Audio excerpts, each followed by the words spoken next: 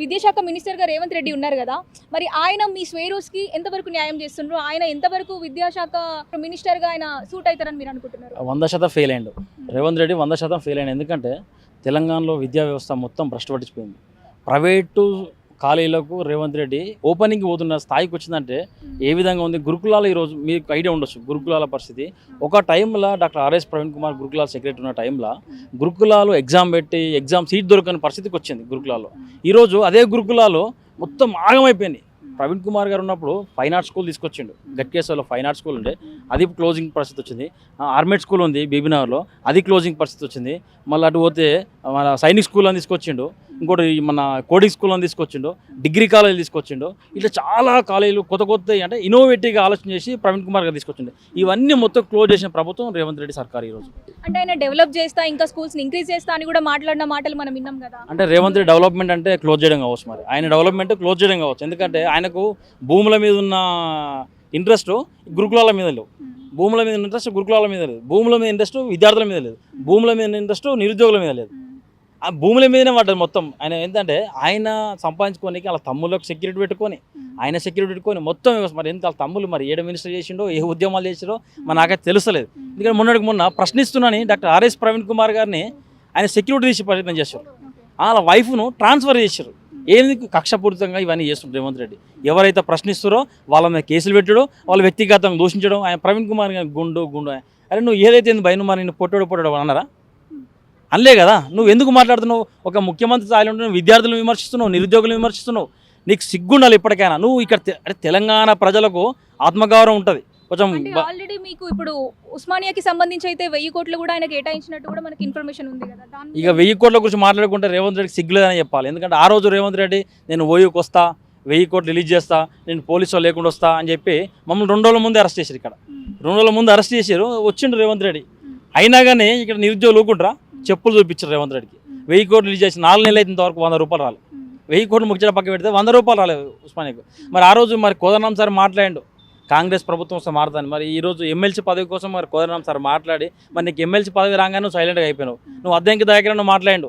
ఏమని మాట్లాడినావు? కాంగ్రెస్ ప్రభుత్వం వస్తే తెలంగాణ ప్రజలు మారుతారని, ప్రభుత్వం ఏది బతుకులు మారుతాయని చెప్పిన అద్దెంకి దగ్గర ఈరోజు నీ ప్రభుత్వం నీ బతుకు మారింది, ఎమ్మెల్సీ వచ్చింది. మరి తెలంగాణ ప్రజలు ఏం మారింది?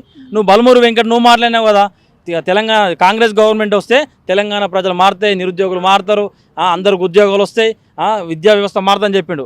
సిగ్గుండాలి ఇప్పటికైనా మీరు. మొదటిసారిగా తెలంగాణలో పోలీసు ఉద్యోగాలు 7000 వరకు వేసిండు కదా రేవంత్ రెడ్డి. దీని మీద మీ ఒపీనియన్ ఏంటంటే మీరు హ్యాపీ ఉన్నారా? 5000 ఉద్యోగాలు వేసినా మరి రేవంత్ రెడ్డి సర్కార్. సిగ్గుండాలి. 5000 ఉద్యోగాలు అంటే నువ్వు 2 లక్షల ఉద్యోగాలు అని చెప్పి 5000 ఉద్యోగాలు వేసినావు. 20,000 పోస్టులు మేము 5000 వద్దురా 20,000 కావాలని మేము కొట్లాడుతున్నాం. నువ్వు మెగా డిఎస్ అను ఎడుపోయింది. 2 లక్షల ఉద్యోగాలను ఎడుపోయినాయి. నువ్వే ఎడ్యుకేషన్ మినిస్టర్ అని చెప్పినావు. నువ్వు ఉంటప్పుడే ఇట్లా జరిగింది. ఇంకా మరి ఇక పరిస్థితి చెప్పాలి. నువ్వే రక్షణ శాఖ అన్నావు. తెలంగాణలో మహిళల పైన ఫోక్సో మొత్తం చిన్నపిల్లల పైన ఫోక్సో కేసులు అధికంగా పెరుగుతున్నాయి. నువ్వేం చేస్తున్నావు? నువ్వు బీజేపీ కాంగ్రెస్ ప్రభుత్వం ఆడుతున్న నాటకం ఇది. బీజేపీ కాంగ్రెస్ ప్రభుత్వం ఆడుతున్న నాటకం. ఎందుకంటే బండి సంజయ్ కొడుకు మొన్న ఫోక్సో కేసులో పట్టుబడితే ఆయనకు బెయిల్ వస్తుంది, ఆయనకు రాష్ట్ర ప్రభుత్వం సపోర్ట్ చేస్తుంది, అందరూ పోలీసు వాళ్ళు సపోర్ట్ చేస్తారు, మొత్తం మినిస్టర్లు సపోర్ట్ చేస్తారు. ఏమంటారు రేవంత్ రెడ్డి ఏమంటుండు? మేమే పట్టుకున్నాం అని అంటుండు. బండి సంజయ్ ఏమంటుండు? ప్రతిపక్షంలో ఉన్న బీఆర్ఎస్ ఏం చేస్తుందంటారు? అందరూ మాట్లాడుతారు. ఎవరు మాట్లాడితే మీద కేసులు పెడుతున్నారు కదా. కేసులు పెట్టినా మనం తగ్గుతురా? ఈరోజు మేము పెద్ద ర్యాలీ తీసుకొచ్చినాం. నువ్వు కేసులు పెడితే మేము తగ్గినాం. భయపడముచ్చని తెలంగాణ ప్రజలకు, ఉస్మానియా విద్యార్థి నాయకులకు పౌరుషం ఉంటుంది, కొట్లాడే తత్వం ఉంటుంది. బరాబర్ కొట్లాడుతున్నాం, పోరాడుతూనే ఉంటాం.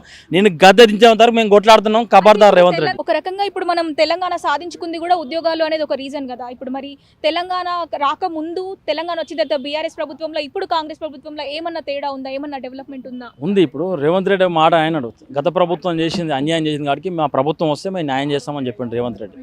అట్లా చెప్పి అశోక్ నగర్కు వాళ్ళ జాతీయ నాయకుడైన రాహుల్ గాంధీ వచ్చి మాట్లాడిండు. మేము విద్యార్థులకు, నిరుద్యోగులకు మేము ఉద్యోగాలు ఇస్తామని ఆయన చెప్పిండు. వాళ్ళ నాయకురాలు వచ్చి మన ఇది సర్నార్ స్టేడియంలో మాట్లాడింది. యూత్ డిక్లరేషన్ అని చెప్పింది. అదట్టే పోయింది, ఇదిటే పోయింది.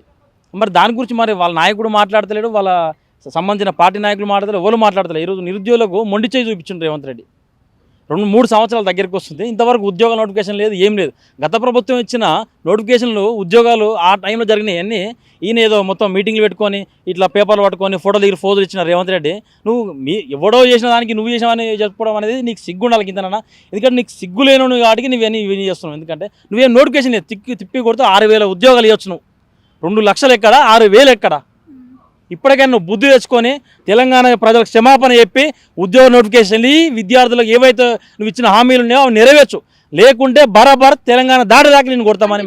20,000 ఉద్యోగాలు కనుక కేటాయించినా కూడా దగ్గర మనం చూసుకున్నట్టయితే 15 నుంచి 16 లక్షల మంది నిరుద్యోగులు ఉన్నారు. ఎంతమందికి న్యాయం అవుతుంది అంటారు? అదే అంటాం. ఇప్పుడు నువ్వు జాబ్ క్యాలెండర్ రిలీజ్ చేస్తావు, మరి జాబ్ క్యాలెండర్ ఇట్లా రిలీజ్ చేయాలి కదా. నువ్వు జాబ్ క్యాలెండర్ రిలీజ్ చేస్తే నిరుద్యోగులు ఏ టైం ఏందనేది వాళ్ళు చదువుకునే పరిస్థితి ఉంటుంది.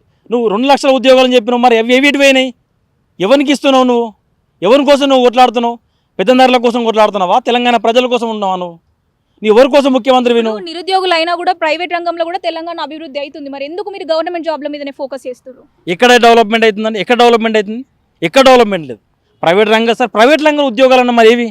నువ్వు అప్పుడు ఇట్లా మాట్లాడినావు కదా, నేను గవర్నమెంట్ ఉద్యోగాలతో పాటు ప్రైవేట్ రంగంలో ఇట్లా విద్యార్థులకు అవకాశాలు కల్పిస్తాను, నిరుద్యోగులకు అవకాశాలు కల్పిస్తాను. ఇవే దిక్కులేవంటే అవిటి గురించి మేమేం కొట్లాడాలి? ఇవే దిక్కులేవు కదా. ఏమంటున్నావు? మొత్తం పైసలు లేవు, నిల్లుంది అంటున్నావు. నీకు చేతగా కూడా దిగిపో భయ్, నీకు చేతగా కూడా దిగిపో. చాలా ఇబ్బందులు ఎదుర్కొంటున్నాం మేము నిరుద్యోగులు విద్యార్థులం అంతా. నువ్వు అశోక్ నగర్, దిల్సు నగర్, ఉస్మానియా వేదిక నువ్వు రా, రూమ్ రేట్లు కడితే నీకు తెలుస్తుంది. మా తల్లిదండ్రులు నీ లెక్క భూములు కబ్జాలు చేయలేము మేడా. మేము అయ్యమ్మ కష్టపడి వాళ్ళు రెక్కార్థం ఎక్కువ కుటుంబాల నుంచి వచ్చినాం మేము. మా తల్లి రక్తాలు తాగుతున్నావు నువ్వు. ఒక అశోక్ నగర్కి వచ్చి నువ్వు చూడు, చిన్న రూమ్లలో ఉంటున్నావు. దిల్సు నగర్ చూడు. ఫైనల్గా ఇప్పటికిప్పుడు రేవంత్ రెడ్డి మీకు చేయాల్సిన డిమాండ్స్ ఏంటి? రేవంత్ రెడ్డి ఏవైతే తెలంగాణ ప్రజలకు, నిరుద్యోగులకు, విద్యార్థులకు ఇచ్చిన హామీలు 2 లక్షల ఉద్యోగాలు అన్నావు కదా, అవి వెంటనే వెయ్యి. నువ్వు జాబ్ క్యాలెండర్ అని చెప్పినావుగా, అది ఇట్లా రిలీజ్ చేయి. ఇంకోటి నీ ఏది మన మెగా డిఎస్ అన్నావుగా, ఇవన్నీ చేసి విద్యార్థులకు క్షమాపణ చెప్పు. అప్పుడు నువ్వు తెలంగాణ ప్రజలకు క్షమించే ఛాన్స్ ఉంటుంది. అంతే. నువ్వు నిరుద్యోగులు మోసం చేసినావు, తెలంగాణ ప్రజలు చేసినావు, ఉస్మానియా విద్యార్థులను మోసం చేసినావు. నువ్వు మోసగానే. ఈ ఎండ్రిన్ తాగి చచ్చినా కూడా నా దగ్గర ఉద్యోగాలు లేవు, నేను ఇయ్యలేను అన్న మాట వైఖరి అయితే మనం చూసినాం కదా, దాని మీద మీ ఒపీనియన్? ఎందుకంటే మేము చదువుకున్న వాళ్ళం కాబట్టి ఆ మాట మేము అనలేము. నువ్వు సావు అని మేము అనలేవు. నువ్వు అన్నవాడికి నువ్వు చదువుకోనివి, నువ్వు ఓటుకు నువ్వు దొంగ వాడికి నువ్వేమైనా మాట్లాడతావు. మేము చదువుకున్న వాళ్ళం కాబట్టి నేను ఆ మాట మాట్లాడలేదు. నీకే ఏమన్నా మినిమం సెన్స్ ఉంటే నువ్వు ఆ పని చేసుకో. Thank you.